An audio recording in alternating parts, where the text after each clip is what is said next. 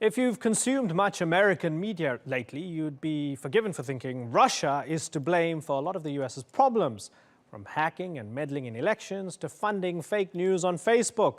And now some are pointing the finger of blame at Moscow to explain the rise of America's far right. Some neo-Nazis see Russia as a powerful protector of the white race. But Russia has a proud history of fighting Nazism. And this latest charge is dismissed as anti-Russian hysteria. So, are Americans grasping at straw men, or is Russian nationalism inspiring white supremacy?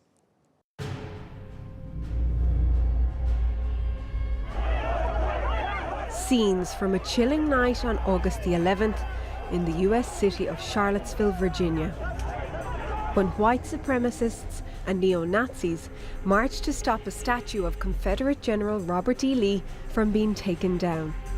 Those Unite the Right protests on Friday led to a counter-demonstration on Saturday, which brought violent confrontations, a state of emergency, as well as the death of 32-year-old protester Heather Hare. We have to become something greater than ourselves. We have to become part of a family, part of a story. And that's what the alt-right is. It's been well documented that these white supremacists are homegrown Americans, but some argue that their cause is also being supported from abroad. A theory perpetuated at another alt-right rally in May. Russia is our friend! Russia is our friend! And the feeling could be mutual. A report published last month by a US intelligence agency noted, as with all of its 2016 election active measures, Russia is not planting seeds of discord and strife, but rather providing fertilizer and sunlight to an already existing bitter crop. Admiration of the Kremlin is something leading supremacists have no intention of hiding. Extreme nationalist Richard Spencer believes Russia is the sole white power in the world, while former Ku Klux Klan leader David Duke says Moscow holds the key to white survival. And they are backed up by the head of the white nationalist traditionalist worker party, Matthew Heimbach, who recently described Russian President Vladimir Putin as the leader of the free world and a person who has helped morph Russia into an axis for nationalists.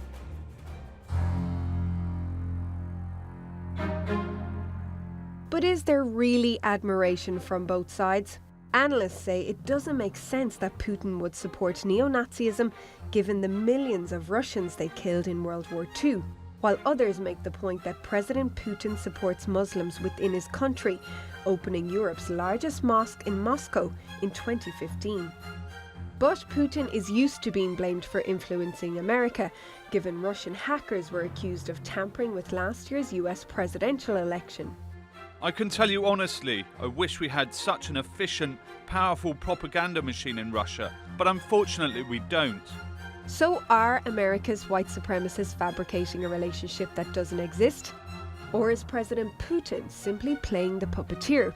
Vanessa Keneally, The Newsmakers. Well, joining me now from New York is Olga Khostunova. She's a political analyst and researcher at the Institute of Modern Russia. And in London, we have Marcus Papadopoulos. He's a Russia analyst and an editor at Politics First magazine. Thanks, both of you, for joining us. Olga, let me ask you very directly then. Is Russia supporting the white supremacist, neo-Nazi / alt-right movement in the United States? Well, we have to define first the term supporting. So if you mean, is it funding those groups? I don't know if there is any proof of that.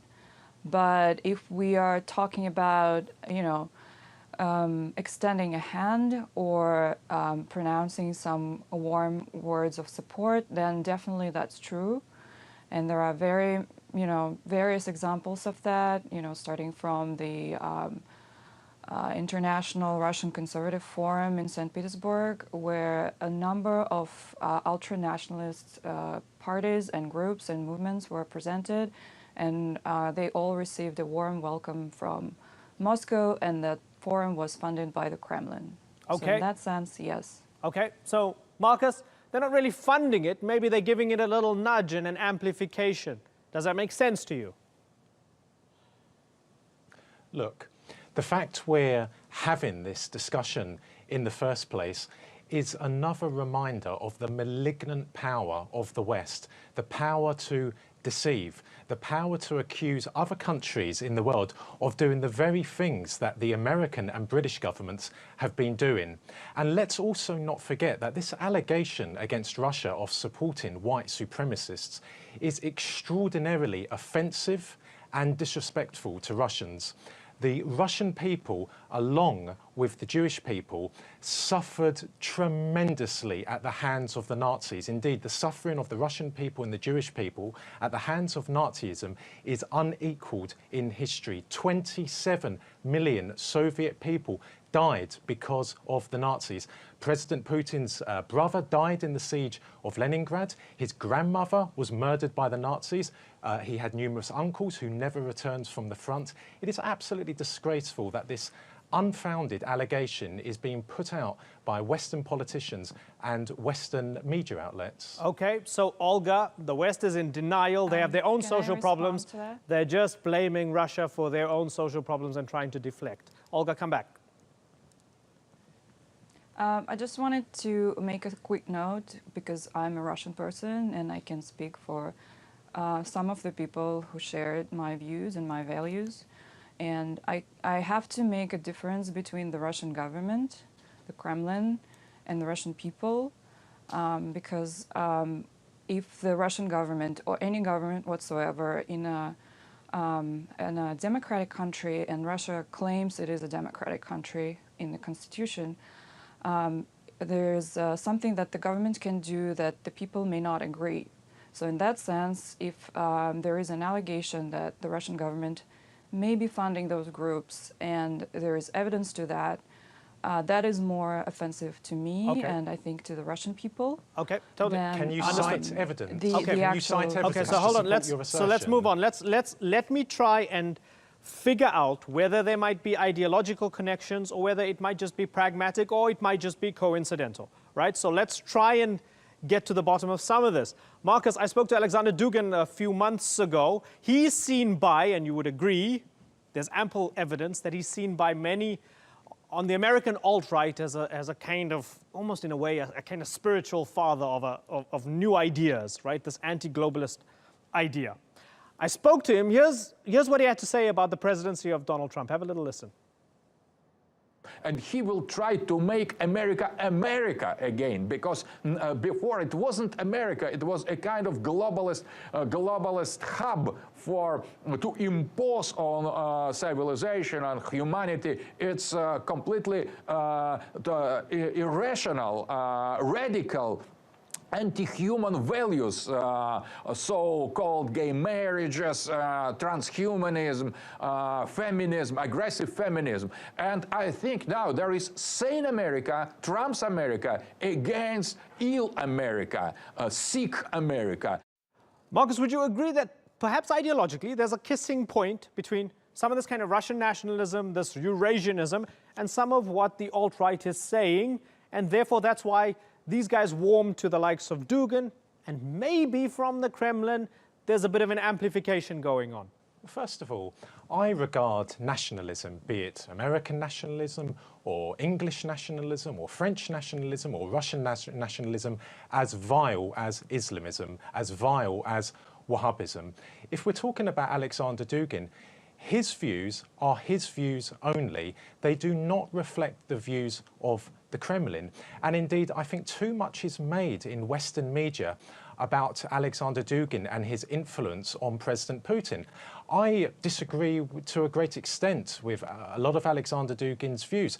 I do agree with him when it comes to his view on Ukraine. Ukraine is a historical part of Russia. Indeed, 90% of most of the former Soviet Union is historically Russian territory.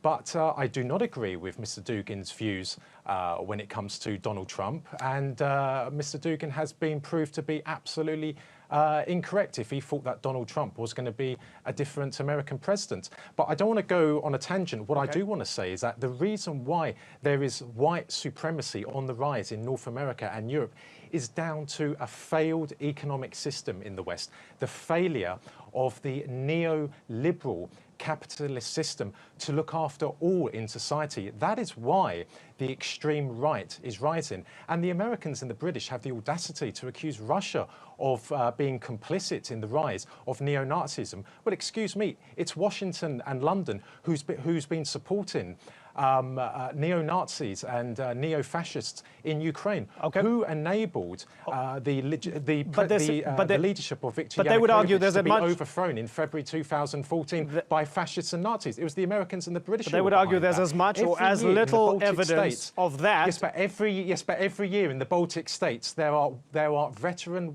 Waffen-SS veteran parades every year in the Baltic states. There's never been a condemnation by the Americans or the British. Okay, Why? but you're accusing them of supporting neo-Nazis in Ukraine with as much evidence as you're claiming is lacking in the US. Fair enough. They did that to bring a pro-Western government to Kiev. Fair enough. Okay. Absolutely. Let me ask Olga. Olga, might this be pragmatic? I remember I was in the United States in 2011.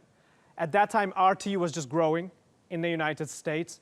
They wholeheartedly embraced the Occupy movement, and a lot of that was sort of on the fringes of the left, right? And you almost, in many ways, you got the impression from RT as if it was sort of Tahrir Square in New York or in Washington, D.C. So might it just be pragmatic that from the Kremlin, they keep America busy.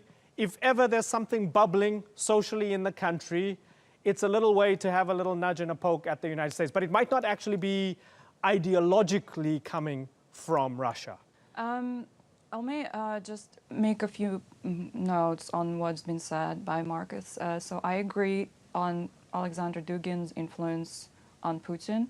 I don't think it's a very influential figure. He does represent marginal views. I agree that the rise of the ultra-right is the result of economic stagnation. However, I don't think that the West is supporting Nazis in Ukraine, and there are some ultra-right groups in Kiev. However, I don't think there is any evidence they have that much influence that's being amplified by the Kremlin, and there is no fascist junta in Kiev, has been said. So going back to Putin's policies, I think we have to say that they have changed since the annexation of Crimea. So that was the turning point in Russia's foreign policy and the way Russia has been treating marginal groups around the West. So to sort of avoid international isolation after the annexation of Crimea, the Kremlin and Mr. Putin decided to look at what can be done to sort of take Russia out of this closing door. And what can be done better if you ally with groups around the West who do support the same cause as Russia, which is weaker European institutions, Western institutions, because those groups view them as failing and the result and the cause of all the evil in the world. So that's why the Kremlin reaches out to them. Well, in Europe, we can have a bunch of ultra-right parties that the Kremlin, I mean, there is only evidence that it's been funding the National Front in France. But there is a National Front in France is not a fascist or a Nazi party, come on. Yeah. It is a nationalist I don't like the National Front in France. Party. I don't like them at all. But you can't really argue it's a fascist party or a Nazi party. Come on, we have to be reasonable. I don't argue that. You're level-headed. confusing what I've been saying. No, that's not what I said. You asked about the groups that the Kremlin has been reaching out to, and this is one of those groups. And there is evidence that the Kremlin has but you're funded. saying that the Kremlin's been reaching out to white supremacist groups in Europe, and you named National Front. Okay, I didn't say that. People I said that it's people consider the National Front on the far right. People consider the National Front on the far right. As per your earlier argument, maybe there might be those people, Marcus, who might say, hey, come on, the Russians sacrificed millions of lives against the far right half a century ago. Why would they be supporting them? But let's put Marine Le Pen and Front National to the side for a second. Olga, let me ask you, is it harder for you to prove your thesis at a time when there seems to be a bit of Russia mania going on, particularly amongst Democrats and liberals in the United States in the post-election atmosphere, because a lot of people believe that Hillary Clinton should have won that election and that Russia rigged the election on behalf of Donald Trump. It doesn't quite check out because she won the popular vote, right? But there's a belief that Russia hacked the election, and there's a belief that Russia gave the election to Trump. And because of that, does it make it harder for you to prove your argument that Russia's meddling in the United States with these far-right groups? Olga? I think there is sort of Russophobia going on here in the US. And not in the sense that Marcus is describing it, but more like the left and liberal media and Democratic Party are trying to understand what has happened and why Donald Trump is the president. So the only reason they try to channel their anger is to, point to the obvious culprit, which is Russia, because Russia has been meddling in the media and has been meddling in the West for a while now, and this is an easy target. Okay. So this is really easy to point to Putin and say he's the person behind all of it. Russia has been meddling in the internal affairs of Western countries. How would you explain NATO's presence on Russia's borders? How would you explain the American missile defense shield aimed at Russia's strategic nuclear deterrent? How would you explain the Americans lusting after one former Soviet republic after another to come into NATO? I'm glad they're all rhetorical questions, Marcus. If on their borders there was a Russian-led military alliance? I'm glad they're all rhetorical questions because we have run out of time. It's been great having both your perspectives on the program. Olga and Marcus, I thank you for coming on to the Newsmakers.